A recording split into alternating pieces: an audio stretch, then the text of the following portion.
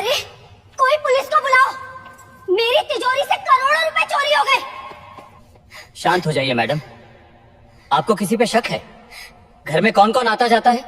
घर में तो सब पुराने लोग हैं, लेकिन वो लड़का, हाँ वही, रोज इस बंगले के आसपास घूमता रहता है, कूड़ा बीनता है।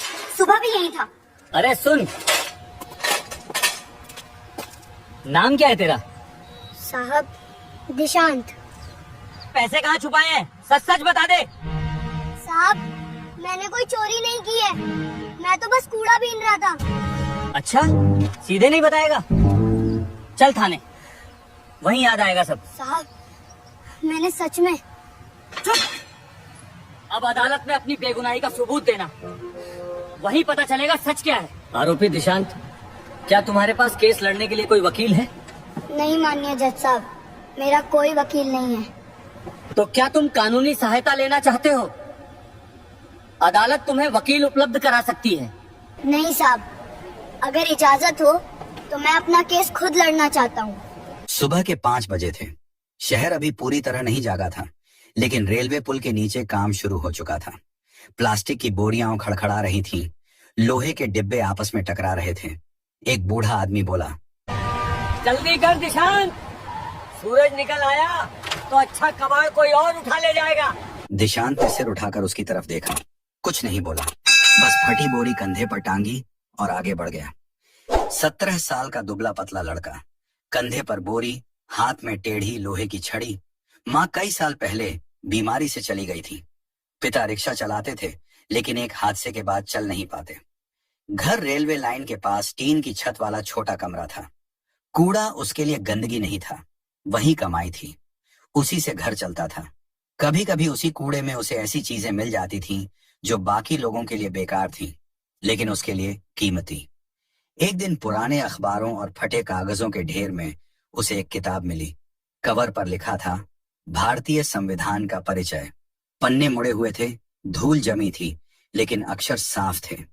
उसने बिना ज्यादा सोचे किताब बोरी में रख ली। शाम को जब वह घर लौटा और पिता दवाई लेकर सो गए, तब उसने पहली बार वह किताब खोली।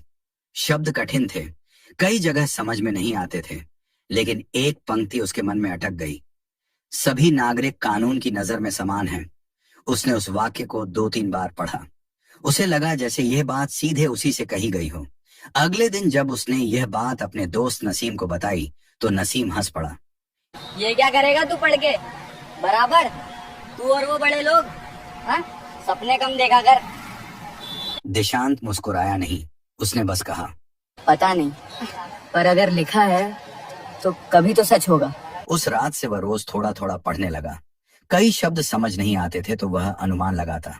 कभी कभी पास के सरकारी स्कूल की दीवार पर लगे पोस्टर पढ़कर शब्दों का मतलब जोड़ने की कोशिश करता। उस दिन भी सब सामान्य था। वह सड़क किनारे पड़े कूड़े में प्लास्टिक और कबाड़ छांट रहा था। पास ही शहर के जाने माने व्यापारी का बड़ा बंगला था। वह अक्सर वहीं से गुजरता था, क्योंकि वहां अच्छा कबाड़ मिल जाता था। दोपहर तक सब सामान्य था। फिर अचानक बंगले के अंदर से शोर उठा। घर के अंदर से एक औरत की घबराई हुई आवाज आई, चोरी हो गई, घर में चोरी हो गई। लॉकर से करोड़ों रुपए गायब हैं। बंगले का गेट खुला, लोग बाहर भागे, नौकर चाकर इधर उधर दौड़ने लगे। माहौल अचानक बदल गया। मालकिन रो रही थी, लॉकर से पैसे गायब है। कुछ ही देर में पुलिस आ गई। एक पुलिस वाले ने सख्त आवाज में पूछा, आज सुबह यहाँ कौन कौन था? मालकिन की नजर इधर उधर घूमी और आकर दिशांत पर टिक गई। वही लड़का रोज यही घूमता है, शक उसी पर है। दिशांत ने छड़ी कसकर पकड़ ली। उसने हिम्मत जुटाकर कहा, मैंने कुछ नहीं किया मैडम, मैं तो बाहर ही था। मालकिन ने तीखी आवाज में जवाब दिया, तो पैसे हवा हो गए क्या? रोज यही मंडराता रहता है। बहुत चालाक बन रहा है। चल थाने, वहीं सच उगलेगा। साहब सच कह रहा हूँ, मैं अंदर नहीं गया। तभी नसीम दौड़ता हुआ आया। साहब ये चोरी नहीं करता। हम लोग तो बस। नसीम ने बात पूरी भी नहीं की थी कि कांस्टेबल ने उसे झिड़कते हुए पीछे धकेल दिया।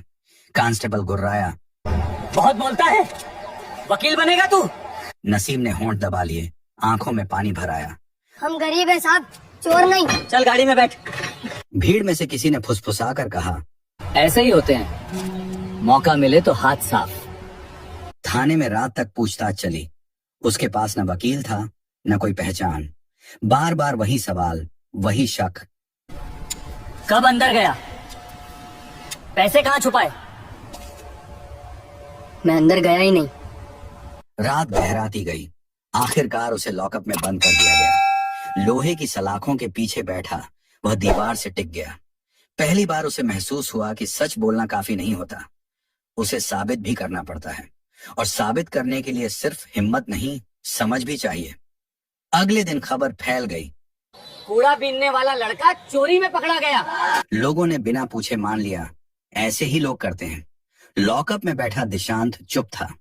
दिन भर की आवाजें उसके दिमाग में घूम रही थी। शक उसी पर है, चल थाने। ऐसे ही लोग।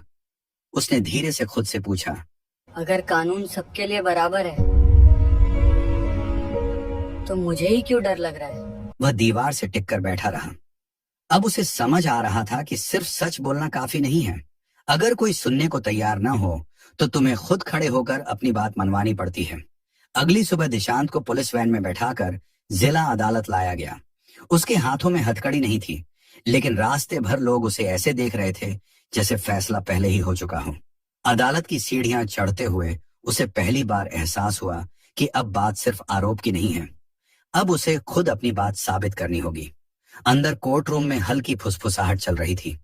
लकड़ी की पुरानी बेंचों पर बैठे लोग अपने अपने मामलों की बारी का इंतजार कर रहे थे। जब उसका नाम पुकारा गया, राज्य बनाम दिशांत, तो कई गर्दनें उसकी तरफ मुड़ी। पीछे की बेंच से किसी की धीमी आवाज आई, अरे वही लड़का कूड़ा बीनता है। दूसरी आवाज और भी धीमी थी, हाँ उसी पर चोरी का इल्जाम है। दिशांत ने सिर झुकाया नहीं, वह सीधे सामने देखता हुआ खड़ा रहा। लेकिन शब्द कानों तक साफ पहुंच गए थे। सरकारी वकील खड़ा हुआ और बोला, माननीय न्यायालय, आरोपी घटना के समय घटना स्थल के पास मौजूद था। उसे कई बार उस घर के आसपास देखा गया है। संदेह के आधार पर पूछताछ की गई और परिस्थितियां उसके खिलाफ इशारा करती हैं। जज ने शांत स्वर में पूछा, आरोपी के पास वकील है? दिशांत ने इधर उधर देखा। उसके पिता पीछे की बेंच पर बैठे थे, कमजोर और असहाय। उनके पास इतना पैसा नहीं था कि कोई वकील खड़ा कर सके। सरकारी वकील ने कहा, माननीय न्यायालय, यदि आरोपी चाहे तो उसे विधिक सहायता उपलब्ध कराई जा सकती है। जज ने दिशांत की ओर देखा, क्या तुम कानूनी सहायता लेना चाहते हो? अगली तारीख दी जा सकती है। दिशांत कुछ पल चुप रहा। उसे याद आया वही पुरानी किताब जो उसे कूड़े के ढेर में मिली थी। रात को घर लौटकर वह उसे पढ़ता था। सब समझ नहीं आता था, लेकिन एक बात साफ थी, हर आदमी को अपनी बात कहने का अधिकार है। उसे वह लाइन याद आई, कानून के सामने सब बराबर हैं। उसने धीरे से हाथ उठाया। माननीय जज साहब, क्या मैं अपनी बात खुद रख सकता हूँ? जज ने पूछा। तुम्हें कानून की जानकारी है? दिशांत ने कहा, पूरी नहीं, लेकिन जो समझ पाया हूँ उतना काफी है अपनी बात कहने के लिए। जज ने कुछ पल सोचा, फिर कहा, ठीक है, फिलहाल सुनवाई शुरू करते हैं। लेकिन याद रखो, अदालत में बोले गए हर शब्द की जिम्मेदारी होती है। सरकारी पक्ष ने गवाह पेश किया, घर की मालकिन। वह खड़ी हुई और बोली, सुबह लॉकर खुला मिला, पैसे गायब थे और घर के बाहर सिर्फ वही लड़का दिखा था। उसने उंगली से दिशांत की ओर इशारा किया। रोज वही मंडराता रहता है। ऐसे लोग अक्सर चोरी करते हैं। अदालत में कोई खास प्रतिक्रिया नहीं हुई। दिशांत चुप खड़ा रहा, लेकिन यह आखिरी वाक्य उसके भीतर कहीं गहरा उतर गया। जज ने उसकी ओर देखा। तुम कुछ कहना चाहते हो? मैं रोज वहाँ से गुजरता हूँ क्योंकि वहाँ कूड़ा मिलता है, लेकिन उस दिन मैं घर के अंदर नहीं गया। अगर मैं चोरी करता तो वहीं बाहर क्यों खड़ा रहता? तुम ये साबित कर सकते हो? दिशांत कुछ पल चुप रहा। उसे उस सुबह की हर बात साफ याद थी। दूध वाले से हुई बात, दुकान से लिया हुआ पानी और कूड़े से निकला टूटा मोबाइल। उसका दिन लगभग हमेशा एक जैसा होता था। वह जानता था कि वह घर के अंदर नहीं गया था। फिर उसने सिर उठाकर कहा, उस दिन सुबह मैं सड़क किनारे दूध वाले से बात कर रहा था। पास की दुकान से पानी लिया था, कूड़े से एक टूटा मोबाइल भी निकाला था। मैं बाहर ही था। अंदर गया ही नहीं। अगर शक है तो साबित कीजिए। क्या उस घर के बाहर कैमरा है? कैमरा है, लेकिन उस दिन की फुटेज मेरे पास नहीं है। क्या सीसीटीवी फुटेज अदालत में पेश की गई है? जांच जारी है। सुनवाई की तारीख आगे बढ़ा दी गई। जज ने कहा कि अगली तारीख पर सीसीटीवी फुटेज पेश की जाए। दिशांत को वापस ले जाया गया। लॉकअप में लौटते समय उसने सोचा, अगर सच मेरे साथ है तो मुझे डरने की जरूरत नहीं। लेकिन सच को साबित करना आसान नहीं होता। बाहर उसके पिता खड़े थे। उनकी आंखों में डर था। बेटा, क्या होगा? दिशांत ने पहली बार अपने पिता की आंखों में सीधे देखा और कहा, बाबा, अगर कानून सच में बराबर है तो मैं उसे साबित करूंगा। अगली सुनवाई का दिन पिछले दिनों से अलग था। अदालत के बाहर हलचल ज्यादा थी। अब यह सिर्फ एक मामूली चोरी का मामला नहीं रह गया था। कूड़ा बीनने वाला लड़का खुद केस लड़ रहा है। ये बात शहर में फैल चुकी थी। कुछ लोग जिज्ञासा में आए थे, कुछ तमाशा देखने और कुछ शायद यह देखने कि सच में बराबरी जैसी कोई चीज होती भी है या नहीं।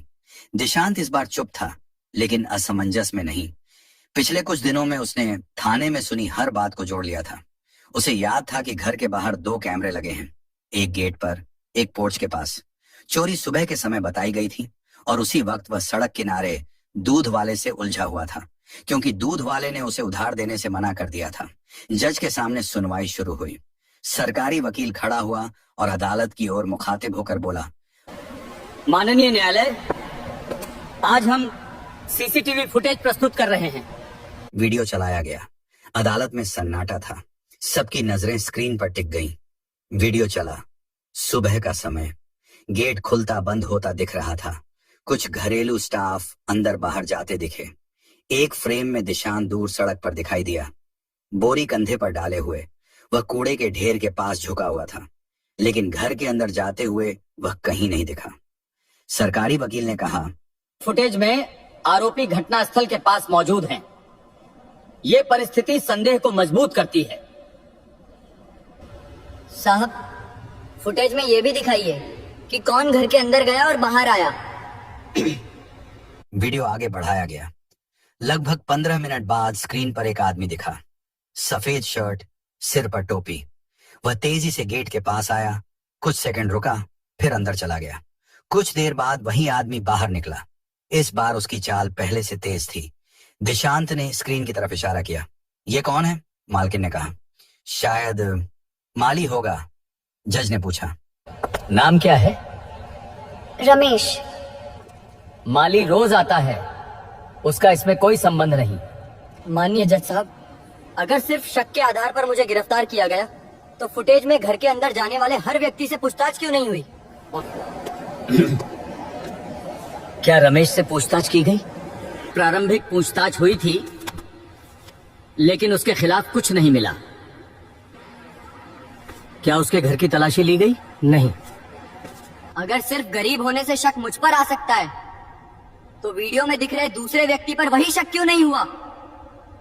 अदालत भावनाओं पर नहीं, सबूतों पर चलती है।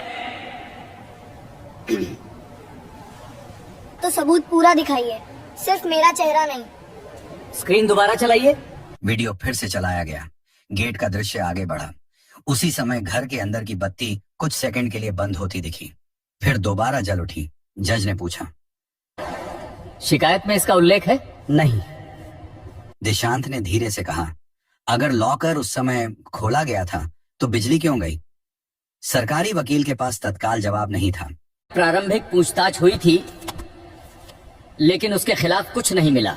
अगली तारीख तक माली रमेश को पेश किया जाए और विस्तृत जांच रिपोर्ट दी जाए। अदालत स्थगित की जाती है। सुनवाई खत्म होने के बाद जब दिशांत को बाहर ले जाया गया तो उसके कदम पहले से स्थिर थे। आज पहली बार सवाल सिर्फ उसी पर नहीं थे।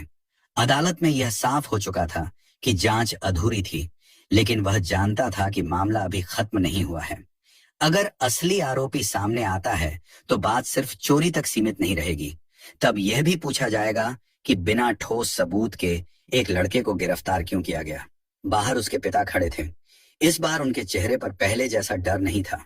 उन्होंने पूछा, बेटा, अंदर क्या हुआ? वीडियो दिखाया गया, अब मामला साफ होगा। उसी वक्त भीड़ में खड़ा एक आदमी उसे लगातार देख रहा था। सफेद शर्ट, सिर पर टोपी, वही चेहरा जो स्क्रीन पर दिखा था। उसने नजरें नहीं हटाई। दिशांत ने उसे पहचान लिया। अगली तारीख पर अदालत में सामान्य से ज्यादा लोग थे। बाहर भीड़ लगी थी, पीछे से आवाजें आ रही थीं। आज माली आएगा, आज सच पता चलेगा। रमेश भी मौजूद था, वही सफेद शर्ट वाला आदमी।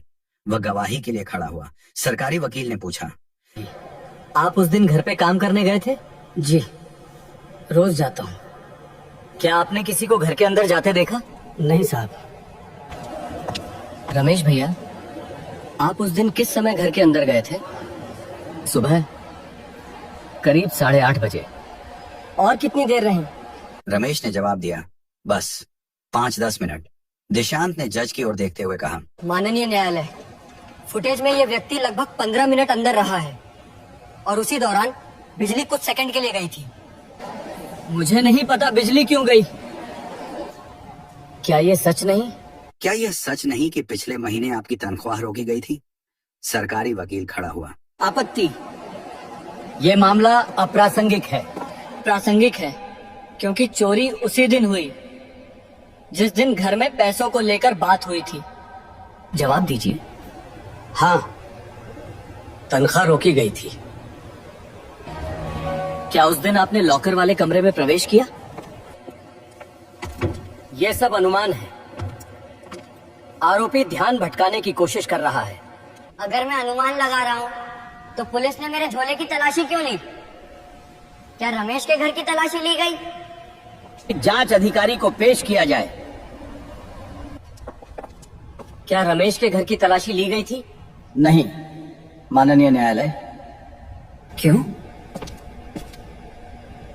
शुरुआती संदेह आरोपी पर था। माननीय न्यायालय, क्या संदेह मेरे कपड़ों पर था या मेरे गरीब होने पर? मैंने पैसे नहीं लिए। मैंने सिर्फ क्या? मैंने लॉकर देखा था। मालकिन ने पासवर्ड बदलने को कहा था। माननीय न्यायालय, लॉकर पर तोड़फोड़ का कोई निशान नहीं मिला था। उसे पासवर्ड से ही खोला गया था। मैंने पैसे नहीं लिए, मेरे भाई ने लिए। मैंने बस उसे बताया था कि घर में पैसे हैं। रमेश और उसके भाई की विस्तृत जांच की जाए। अगली सुनवाई तक आरोपी दिशांत को न्यायिक हिरासत से मुक्त किया जाता है। अंतिम सुनवाई का दिन था। अदालत में सामान्य से ज्यादा लोग मौजूद थे। सभी जानते थे कि आज फैसला होना है। जांच पूरी हो चुकी है। रमेश के भाई के घर से नकदी का बड़ा हिस्सा बरामद हुआ है।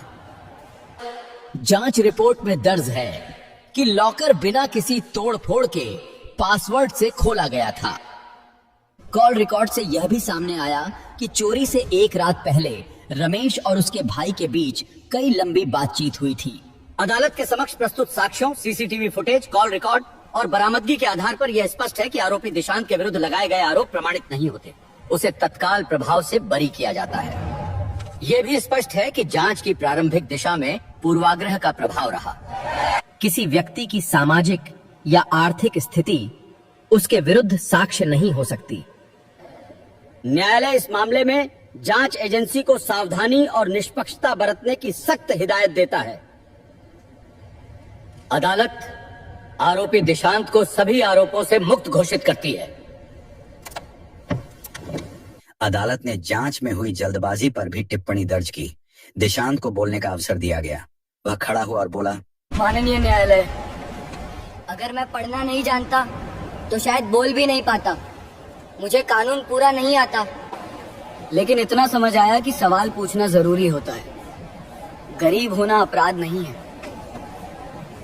बाहर निकलते समय वही लोग खड़े थे जिन्होंने पहले दिन उसे शक की नजर से देखा था। इस बार कोई कुछ नहीं बोला। दूध वाला आगे आया और हल्के स्वर में कहा, उधार अभी भी बाकी है, लेकिन आज मत सोच। रमेश को पुलिस ने हिरासत में ले लिया था।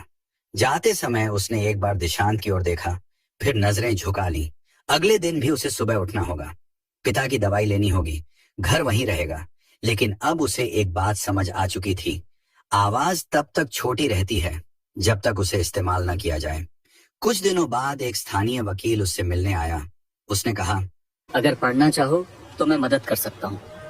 हर केस जीतने के लिए नहीं लड़ा जाता, कुछ केस समझने के लिए भी लड़े जाते हैं। उस रात दिशांत ने फिर से वही पुरानी संविधान की किताब खोली।